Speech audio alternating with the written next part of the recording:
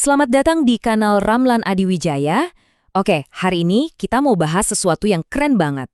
Gimana caranya geografi, ya cuma sekedar peta, bisa ikut nentuin nasib sebuah negara. Yuk, kita langsung aja ke pertanyaan dasarnya. Kenapa sih ada negara yang kaya raya dan ada yang miskin banget? Apa karena sumber dayanya, budayanya, atau jangan-jangan ada yang lebih fundamental dari itu semua? Coba deh lihat paradoks ini. Swiss sama Chad. Dua-duanya sama-sama terkurung daratan, nggak punya akses ke laut.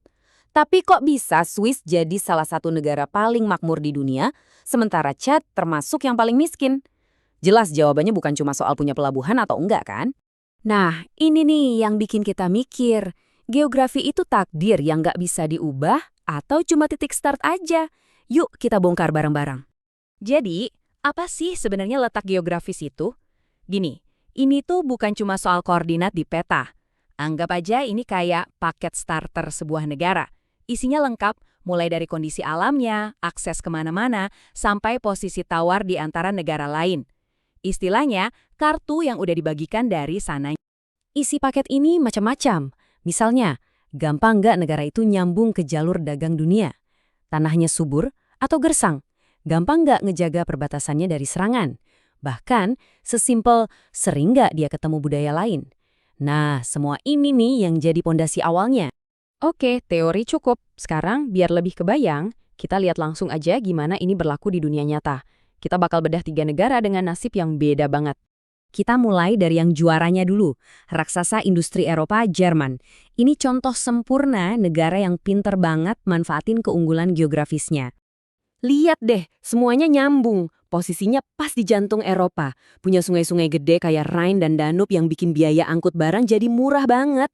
Ini langsung ngedorong industrinya, bikin posisi dia kuat di Uni Eropa, dan bahkan bantu dia cepat pulih setelah perang. Jadi geografinya itu benar-benar jadi fondasi kesuksesan. Berikutnya, kita pulang kampung. Indonesia. Nah, kasus kita ini jauh lebih rumit. Potensinya gede banget, tapi tantangannya juga nggak main-main. Di sini kita bisa lihat geografi Indonesia itu kayak pedang bermata dua. Satu sisi, kita ada di Selat Malaka, jalur tolnya perdagangan dunia. Ini berkah luar biasa. Tapi di sisi lain, karena kita negara kepulauan, biaya buat ngirim barang dari satu pulau ke pulau lain itu jadi mahal banget dan terpecah-pecah. Jadi ya, berkah sekaligus beban. Sekarang, buat perbandingan yang ekstrim, kita terbang ke Chad. Ini studi kasus nyata gimana kondisi geografi yang sulit bisa jadi penghalang yang super besar. Di Chad ini, kita lihat gimana kerugian geografis itu bisa numpuk. Udah terkurung daratan, iklimnya gurun, dikelilingi negara yang lagi konflik pula. Kombinasi maut ini bikin biaya dagang jadi selangit dan akhirnya ngejebak negara ini di lingkaran setan kemiskinan yang susah banget buat ditembus. Oke, dengerin ini semua mungkin kedengarannya pesimis banget ya. Kayak, nasib udah digarisin di peta gitu. Tapi tunggu dulu, gimana kalau ada faktor X? Gimana kalau ada yang namanya teknologi? Bisa nggak sih akal manusia ngalahin takdir geografi? Nah, ini dia perdebatan utamanya. Ada 2 kubu. Kubu klasik, determinisme, percaya kalau alam itu bosnya, kita cuma ngikutin. Tapi kubu modern, posibilisme, bilang, nggak juga. Geografi itu cuma ngasih pilihan dan batasan. Manusialah dengan teknologinya yang milih mau lewat jalan mana. Dan buktinya ada di mana-mana kan? Teknologi transportasi misalnya, bikin negara kayak Swiss yang nggak punya laut tetap bisa jadi jagoan ekspor. Ekonomi digital, bikin India jadi pusat IT global tanpa perlu pelabuhan gede. Terus, lihat Israel, rekayasanya bisa mengubah gurun jadi kebun. Kelihatannya, teknologi ini emang penyelamatnya. Tapi ceritanya nggak sesimpel itu. Kalau teknologi emang sesakti itu, kenapa geografi kayaknya masih menang aja dalam jangka panjang? Kenapa lokasi fisik masih jadi faktor penentu utama? Well, setidaknya ada 3 alasan kuat. 1. Teknologi itu mahal. Buat ngelawan geografi yang susah, butuh duit banyak. Ini jelas lebih gampang buat negara yang udah kaya. 2. Geopolitik itu soal fisik. Kamu nggak bisa mendigitalkan Selat Malaka. Perang itu rebutan tanah, bukan data. Dan yang ketiga, yang paling relevan sekarang, perubahan iklim. Ini nyadarin kita lagi kalau kita ini rentan banget sama alam. Oke, jadi kita udah lihat ada geografi, ada teknologi, ada tantangannya. Sekarang, gimana kalau kita coba satuin semua ini jadi satu rumus nasib sebuah negara?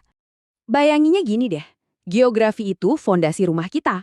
Teknologi itu alat atau tuas pengungkit buat bangun di atas fondasi itu.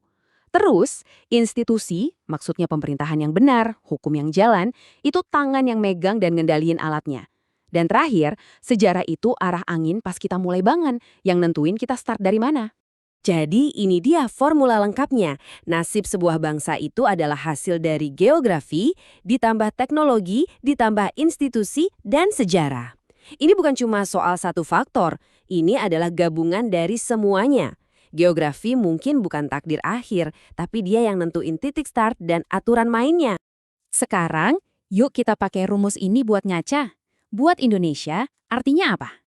Kalau pakai rumus tadi, posisi kita jadi jelas banget. Aset geografi kita itu luar biasa. Tapi PR besarnya ada di logistik dan fragmentasi. Jadi jalan keluarnya? Ya pakai teknologi sebagai pengungkit. Bayangin pelabuhan-pelabuhan kita jadi smart port, ada platform digital yang bikin biaya kirim antar pulau murah, atau setiap pulau terpencil punya sumber energi sendiri dari matahari. Itu cara kita menaklukkan jarak, bukan? Dan ini poin penutup yang paling penting. Tugas kita sebagai bangsa Indonesia itu bukan buat melawan geografi kita, bukan buat nyesal jadi negara kepulauan, tapi justru buat menungganginya. Kita harus bisa mengubah setiap pulau dan selat dari yang tadinya jadi pemisah, sekarang jadi penghubung. Kuncinya, ya di teknologi dan institusi yang tepat. Karena peta itu bukan akhir dari cerita. Peta itu baru halaman pertamanya.